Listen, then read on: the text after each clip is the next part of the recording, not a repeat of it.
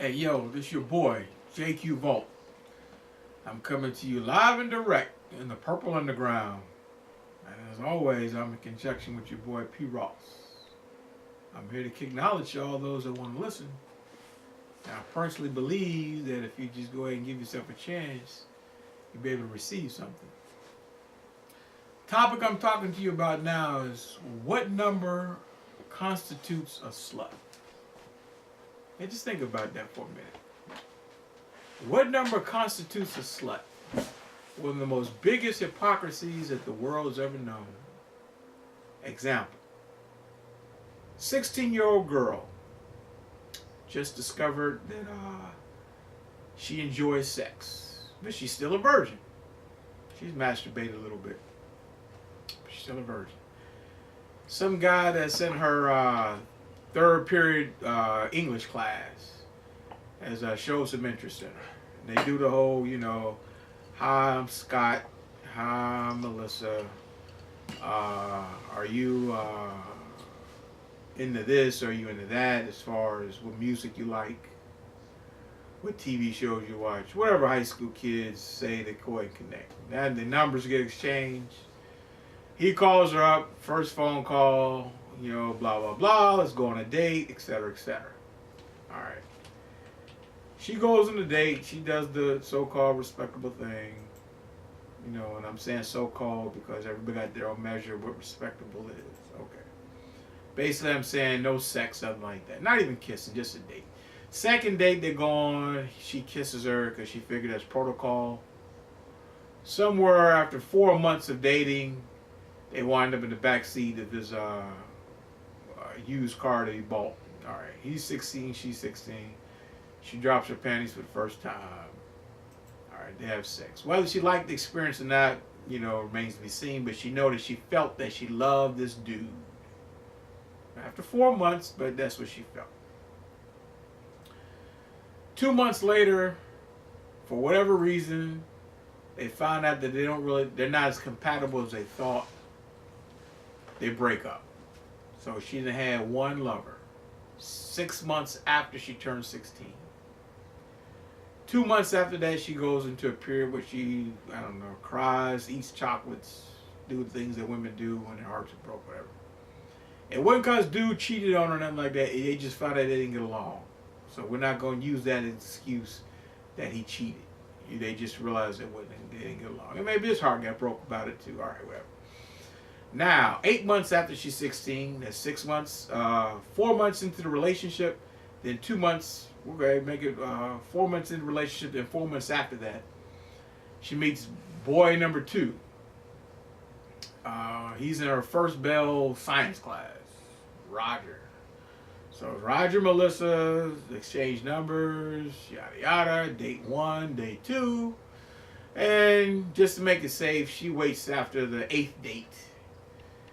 And his mother and father are gone on vacation. They in the basement of his parents' house. She drops her panties. Okay. So this is penis number 2. All right. Whether the sex was good or bad is irrelevant. The fact that she loves Roger. Okay. A month later, they find out they don't get along. Blah, blah, blah. They break up. Now, after this young lady turned 16, before she turned 17, she had 2 penises. I'll leave it to your imagination where the penises went, what part of her body. Do we now look at her and say that by the power of that's invested in me in the state of such and such, you are a slut? Because you had 2 different penises. And you'll never be able to say that the man that you married and the man you had your babies with is the only man you ever have been with. So now we're going to call her a slut. Now, some people go, oh, no, not after 2. Okay. That's Melissa's story. Same high school chick named Judy. She just stays a virgin. She don't do anything. All right, but she's Melissa's good friend. Okay, that's Judy. Then you got a chick named Sally. Same high school. She's friends with Judy and friends with Melissa. Now, after she turned 16, she goes to a party. have a couple of drinks. Some guy she met at the party. Didn't know who he was before the party. They wind up in the back seat of somebody else's car, and she gives it up doggy style. Okay. No kissing or nothing. She just did it. He wanted it. All right. 2 days later, she felt like, I really wish I got to know him, but, you know. All right. Then 3 months later, she meets a guy that's on the football team. Sally has sex with him. 2 weeks later, she feels that she wants to have sex with more than just that one football player. So the whole football team run a gangbang or train on her. Then she gets with the basketball team. Then she gets with the wrestling team. Then she gets with the water polo team. Then she gets with the swim team. And, you know, the hockey team, the basketball team, the football team, the baseball team, and the equestrian team. So she had over 500 different penises in her. Now, do we all in chorus sing together and say, all together, 1, 2, 3, you slut? Why are we going to call Melissa, who only had the 2 penises, just a girl who had some sexual experiences, and then call Sally a slut because she had over 500? Point I'm making is, what do we as a human being, or what as a human being do we have the right to say what number constitutes a slut, or a skank, or a hoe, or any of the above? God never gave no man the right to say what number you become a slut. So why don't we just leave the titles alone altogether? And it's crazy because I gave you the names of 3 girls. What if these was, said these 3 girls, this was Jerry, Frank, and Phil. Same examples. Nobody would call these guys sluts. They would just say they're just sowing wild oats. So where do we come off trying to put labels on these girls? And what did these girls do, especially the Sally girl, they had got with all these teams and all that? What makes her evil? Because all she did was give pleasure to the guys that wanted to get with her. All she did was what you wanted. Now you're going to say, well, I have no respect for you, and all she did was what you wanted? See, I have a problem with that. Especially because the way American men, and I'm an American man, so I know the way we were raised. The girl that you ask to the prom is the girl you're supposed to have respect with.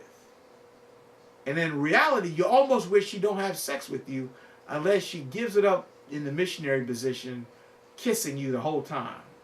But the girl you can get in a backseat and have sex with her doggy style, and she goes in and give you oral sex, and you ejaculate all over her face, this is the girl you can call a slut. And you get turned on by that. Because then you can say, boy, I got with a slut, and man, we had a good time.